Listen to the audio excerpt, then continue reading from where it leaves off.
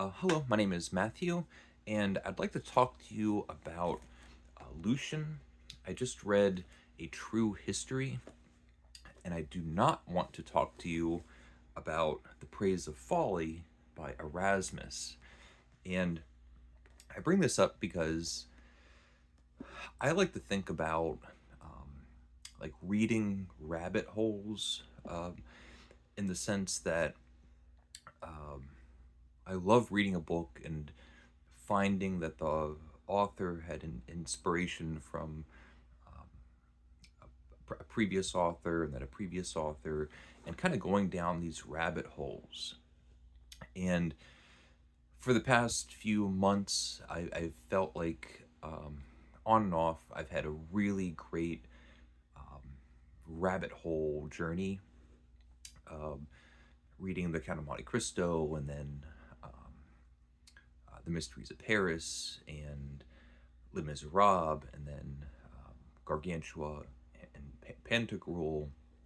And there's a very clear mental avenue to get from one book to the next. And I find it very um, entertaining and really interesting. And Gargantua and Pantagruel, um, Rabelais had a very clear influence from, among many, Erasmus. And so this morning I read The Praise of Folly in this Norton Critical edition. I'm not quite sure the translation. And I've read it before, and actually read it in a different translation. Um, and it was not an enjoyable reading experience. And I've never really found Erasmus to be all that enjoyable. And I just want to be very specific that it's not that I think it's bad. I feel like it's lost on me. It's a satire that's not funny. It's critical of scholars and older writing, but feels scholarly and academic. Um, and I read it and initially had this idea of like, well, I'll make a video and before I picked it up, make a video and talk about The Praise of Folly, which, like I said, I just felt like it was lost on me. And I don't want to make a big long video talking about all the things that um, didn't connect with me. I feel like that's not a good use of my time or anybody's time. So another very clear influence of reading Gargantua and Pantagruel is Lucian. Now, Lucian is a Greek ancient writer who I already love. My only complaint with Lucian is the survival rate. I wish this was 1,000 pages long. This is basically what we have. There's other editions. I think Penguin has one. I'm sure there's other editions, but you're not going to get much more squeezed out of Lucian than this. It has a true history, how to write history. It has a praise of the fly, and I read a praise of the fly again this morning after the praise of folly. I much prefer the praise of the fly. There's one great moment in the praise of the fly where he's talking about all the benefits of being a fly, and it mentions that the fly eats the king's dinner, always eats the king's dinner before the king, because it lands on the food. But I read A True History by Lucian. So a Greek satirist. In Rome, you can think of Horace's satires and Juvenal's satires. But A True History is so fabulous. It's Lucian, or the narrator, the authorial figure, talking to you about these books, about Plato and Homer and Hesiod and Herodotus and Thucydides, and basically saying they're all lying to you. And I'm going to write the first true history in the sense that I'm going to be honest about lying to you. So it's almost like the first true fiction. There's other ancient Greek novels. I just grabbed this off the shelf because I saw it, but Leucippe and Clitophon by Achilles Theaetus. I don't know how to pronounce any of that, but it's a great, very strange ancient Greek novel, and there's a handful of these things. But it's an adventure tale in the same vein of the Odyssey. It very much is a group of men on a ship traveling, but it breaks all pretenses of reality. It's not only a really great early example of the power of fiction, it's also a really great example of science fiction and fantasy.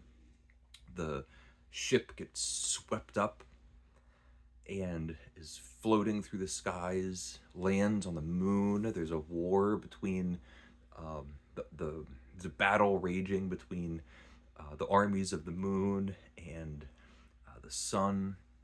There's different people that have different biologies, and it's described in great detail. Something rather graphic, but dealing with the differences of the reproductive systems of some of the people.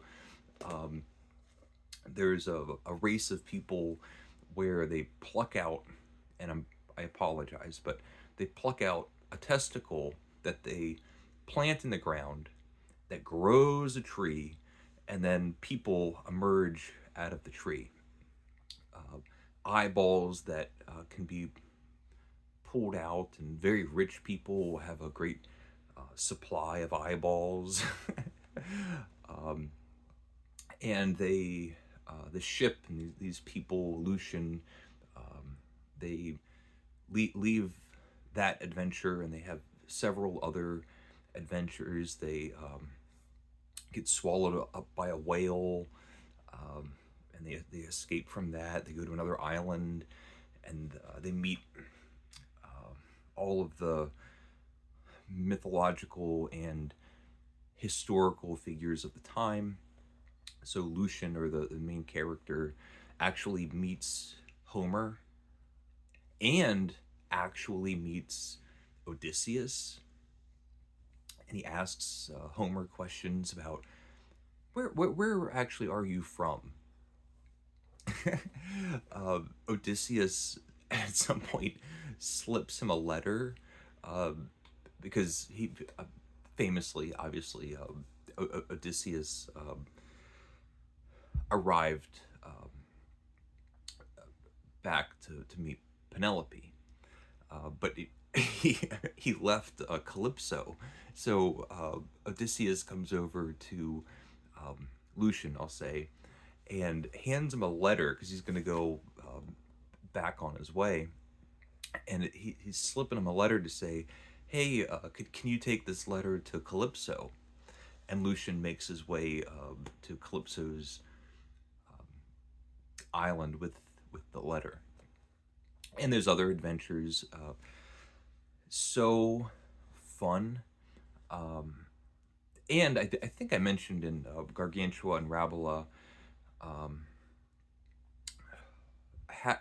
being familiar with a lot of the ancient writing. So, um, having read Homer, having read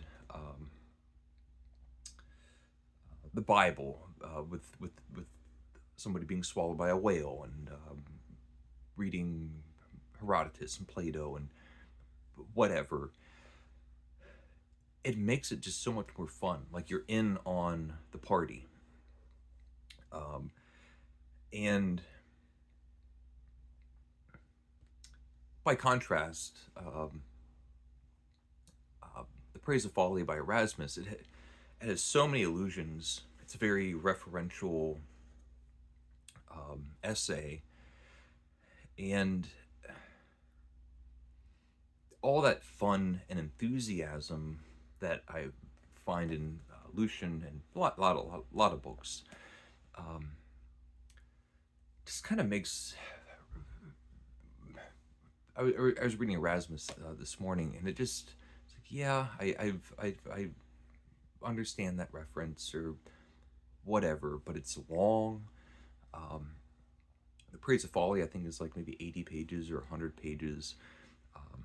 The Praise of the Fly by Lucian is like 3 pages, and it's great. Um, A True History is like maybe 30 pages. And it feels like there's like 200 pages of stuff that have just been compactified into this little short story, um, which I just wish was endless. Um, so I think I don't have too much more to say about Lucian and A True History and The Praise of the Fly and Erasmus. Um, but I really feel like I've kind of gone all the way down this particular rabbit hole as far as I can go. Um, and I'm not quite sure what I'm going to read next. If you have any recommendations, they're always welcome. If you have any thoughts or suggestions on a good angle of attack for Erasmus, kind of like Shakespeare, I feel like it might be a good comparison for me personally. There are plays by Shakespeare that I love, and I've gone back and find just an endless wealth of enjoyment and entertainment, and then other plays that are it's kind of lost on me, um, and I feel like I can get there. It's just I'm not I'm missing a piece of the puzzle. I'm not in any way saying Erasmus is a bad writer or thinker. He's clearly brilliant. I'm just very selfishly thinking about my own enjoyment while I'm spending time with his brilliance. Um, Whereas Lucian, I feel like Lucian does something extremely difficult in the sense that he's funny, really funny, um, which comedy is something that does not translate very well through time. Even contemporaneously, something can be funny and then just really not all that funny the next time. And I've read Lucian a lot, and he's always reliably funny.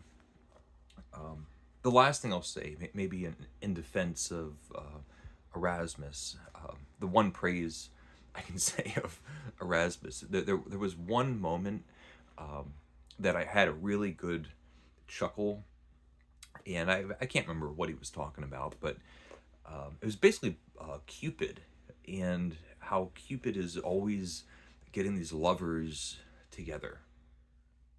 And it's like all these people that are Cupid is making all these lovers and all this stuff, and he just makes a reference that the reason why Cupid was so successful is that he had bad eyesight, which I just thought was kind of funny. And I think that's what I'll say. A True History by Lucian. Really, any of these little collections that'll have, gosh, what's the other?